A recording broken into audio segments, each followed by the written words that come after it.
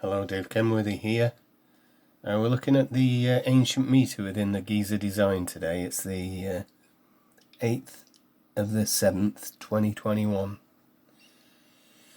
And Algernon Berryman, in his book Historical Metrology, tells us that there are 50,000 digits in the Giza Great Pyramid base and 43,200 Giza bases in the Earth's circumference.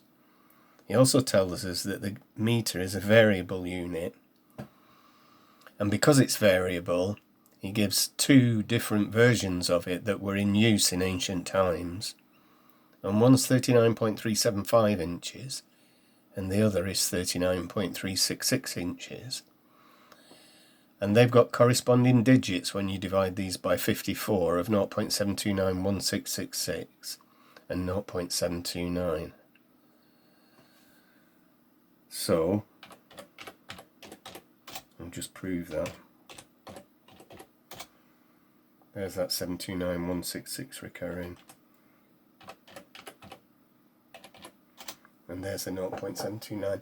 These are really important units. I'm not going to go into them now, because we're just going to look at what this means at the Giza base.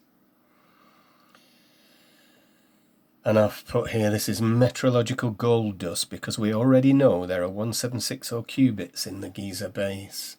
So we can link the length of the meter to the length of the cubit for each variable unit. So if there are 50,000 digits in the Giza base and 54 digits in a meter, there are 925.925925 recurring meters in the Giza base, and we know there are 1760 cubits in the same base, so we know the relationship between the meter and the cubit. The cubit is shorter than the meter, so there are more cubits in the base, and the relationship is that divided by that gives 1.9008. So this fixed relationship's been established.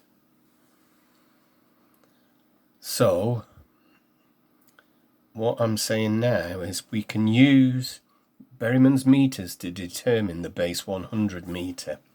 So we've got the base 100 meter here, and I've arrived at it from working out the difference between this one, and it's 0.009 inches, and then I've used that as a divisor. I've divided it into this cubit and I get 4375, and this cubit and I get 4374. So we can see that these are part of a scale moving upwards. And as soon as I see that number, I'm thinking the top of the scale at Giza has got to be 4400. So I use that number and multiply it by that to get this. So what's that? It's B18, that's that, multiplied by A22, it's that. And then we're going to look at the modern meter, so I'm putting that into the spreadsheet and it's here. And what I'm doing is working out where this sits against Berrymans meter. And Berrymans meter is 4375 on the scale. This is 4374.444 recurring. So it sits within the scale, there's no doubt about that. Whether they used it or not is anybody's guess, but it certainly works within this scale. So how did I work that out? Well, I took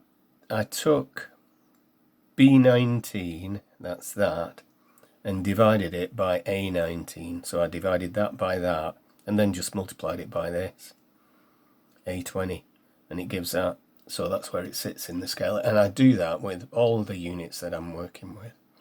You can always get, by subtracting one from another, this difference that when you divide into them, it'll give you the scale. And sometimes it works and sometimes it doesn't, but when you get whole numbers, you know you're on the right track.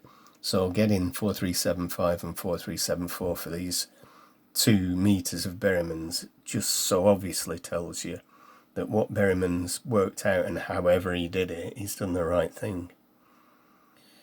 And then we can produce the Giza base, because we know how many meters there are in the Giza base. It's just that number there. So 39.6 multiplied by that gives that. 39.375 gives that. 39.37 gives that. 39.366 gives that. And when we look at what's going on here, we can find out why there are 50,000 digits in the base and what the base 100 digit is. So we go divide that by 50,000. And that is the digit, and we can do it for all of them.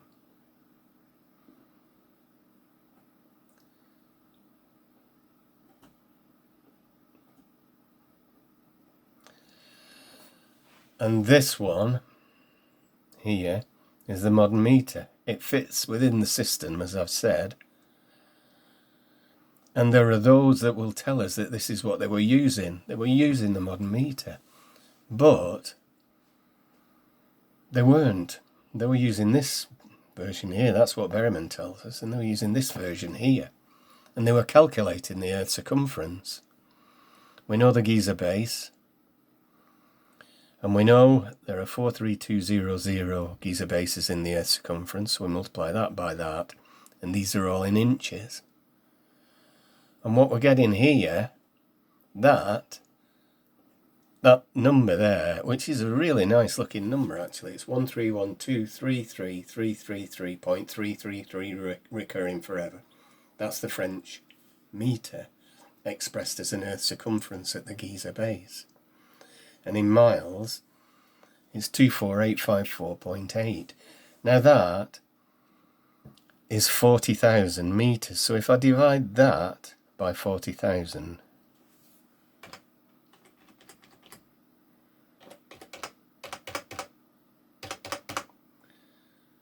not 40,000, 40 million, I get 39.6. There's the meter. So this is the whole thing. This is the whole reason why people are telling us this is what the Giza pyramid does. We are calculating the circumference of the Earth as a variable against this 25,000 mile base 100 starting point. Now, what I'm saying here is that there are a lot of new videos about the pyramid, of it being made of cement. The blocks are made of cement. And in that new video, which is a fantastic video and it's a brilliant idea, they're telling us that pi is based on 0.5326. And they're saying that that's what the pyramid's designed against. And if we multiply that by 6, we'll get pi. No, I've done that wrong. 0.5236, 3.1416. And they're saying that this is a metric version of pi, which it is, because it's 31416 divided by 10,000. But what they're trying to tell us is that the imperial system's got nothing to do with the design, and that the meter is the overriding measurement. The modern meter is the overriding measurement, and it certainly isn't, as we can see here. This is undeniable, this position of the modern meter. It's in there because it works within the system that's been designed, not because it's the principal unit in the design of the Giza base. And all this is revolving around the work of Colonel Vise, and that's this number here. This is what Vise has produced. And this is what's being ignored by modern scholars, because the person that discovered this, John Taylor, eventually became known as a pyramidiot. And it's a shocking thing to classify someone as when they did the amount of work that he did and they had the background that he had. And his background and his work was endorsed by Piazzi Smythe, who was the royal astronomer. And yet we're ignoring this, and we're making big mistakes about how this Giza pyramid was designed. And that's it for today. Thank you.